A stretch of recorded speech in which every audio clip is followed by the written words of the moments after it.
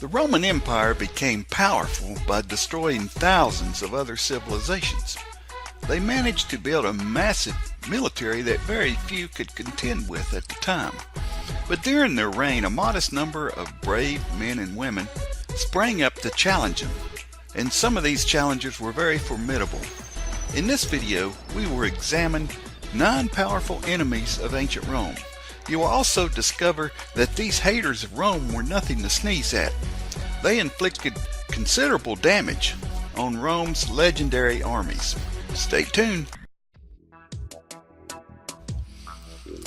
King Pyrrhus of Epirus.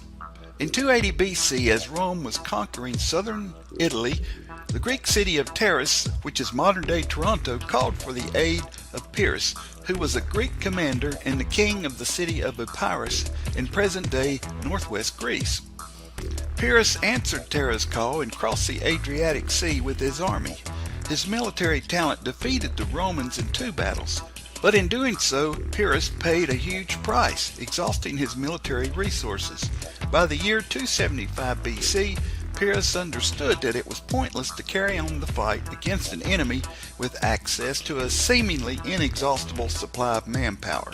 Pyrrhus finally returned home, and Rome gained control of southern Italy, and ever since the expression, quote, Pyrrhic victory, end quote, has been used to refer to a successful accomplishment that was earned at far too high a cost. Enemy number 2. Hannibal of Carthage. After Carthage lost the First Punic War to the Romans, they were very determined to rebuild their empire and extract revenge. The legendary general Hannibal led this vengeance against Rome during the Second Punic War. From the Spanish city of present-day Cartagena, he marched with his army, which was famous for having many war elephants, through the Pyrenees and then crossing the Alps, sweeping away everything in his path before entering Roman territory. Winning battle after battle in Italy, his legendary military campaigns rampaged the Roman Republic for almost 20 years without ever being defeated. Thanks to his military genius, his army defeated much larger Roman armies several times, but he was finally defeated by the Roman general Scipio. Hannibal returned to Carthage and went into exile in 195 BC, never being captured by the Romans. Enemy number 3, Mithridates VI. Mithridates VI ruled a small but wealthy realm on the Black Sea in present-day Turkey. His father was assassinated and his own mother posed a threat to his life, so he went into exile and returned as a grown man several years later. With the support of many tribes, he reclaimed the crown and murdered many members of his own family who had plotted against him. Between roughly 115 and 95 BC, his kingdom tripled in size. Rome and Mithridates fought a Cold War, confronting each other indirectly through diplomacy, propaganda, and political conspiracies. In 89 BC, the Roman consul Manius Aquilius went to war against Mithridates. The following year, Mithridates ordered the murder of about 80,000 Roman men, women, and children in about a dozen Asian cities. The war lasted until 63 BC, when Mithridates was murdered after the betrayal of his own son. Enemy number 4, Jugurtha.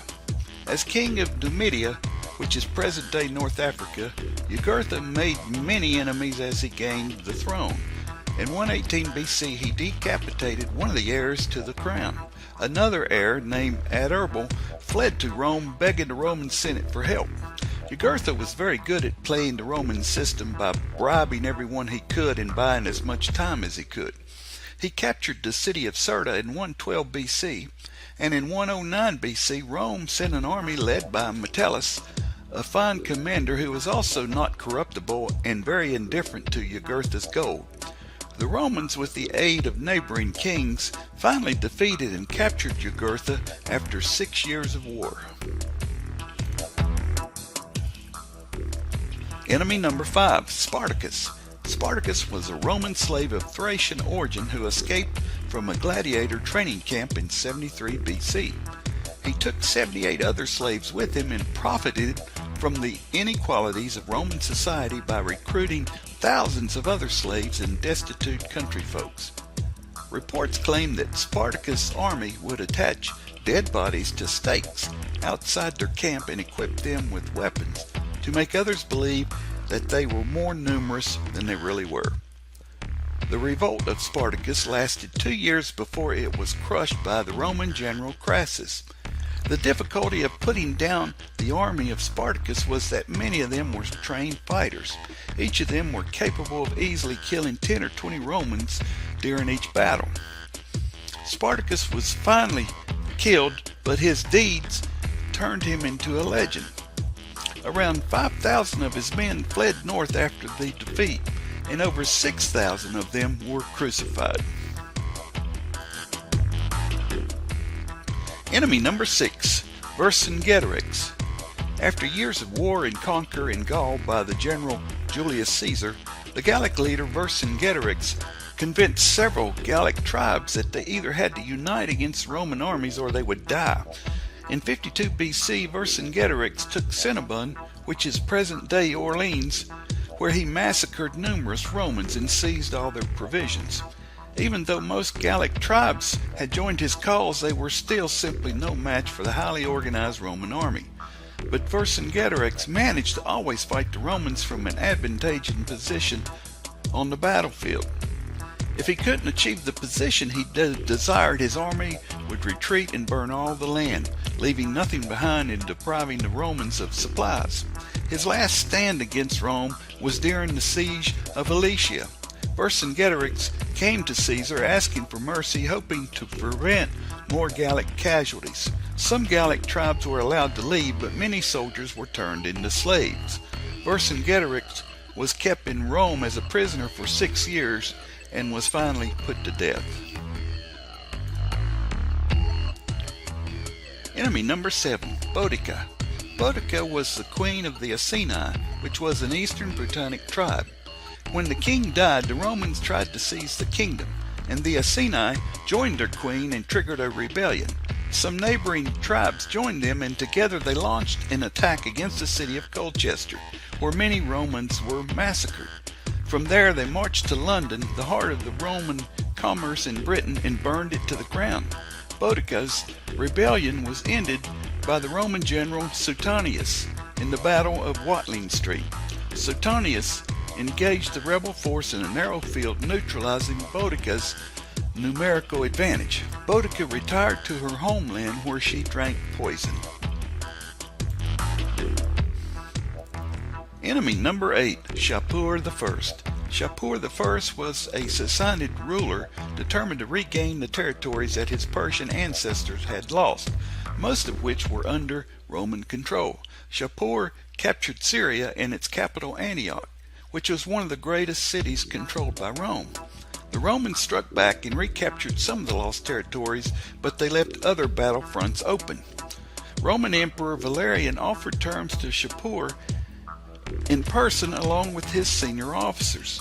Shapur took them all captive, and Sasanian sources claim that Valerian was used as a human mounting block for Shapur to ascend to his horse, and then he was killed. His skin was filled with straw and displayed as a trophy. Both sides were closely matched, and the result of Shapur's war against Rome was inconclusive. Shapur later died of illness around 270 AD before Rome could avenge the Emperor Valerian. Enemy number 9, Attila the Hun. When Attila became the ruler of the Hunnic people, he doubled the tribute that Rome paid to Huns and imposed several additional conditions that looked more like extortion than a deal. In the year 447, Attila invaded parts of the Eastern Empire. Rome bribed one of Attila's lieutenants to murder his master, but the plot failed and upset Attila, who would never forgive nor forget. Attila invaded several cities in the western half of the empire. The Romans later engaged Attila in the Battle of Catalaunian Plains in the year 451. Both sides were closely matched. Attila and his force left and marched toward Rome. Attila's anticlimactic end came 2 years later, when he was found dead, choked in his own blood after celebrating his wedding. If you learned something new from my video, then subscribe to my channel right now. Let me know which of these 9 enemies of Rome you found most compelling and interesting. Leave a comment with your thoughts below.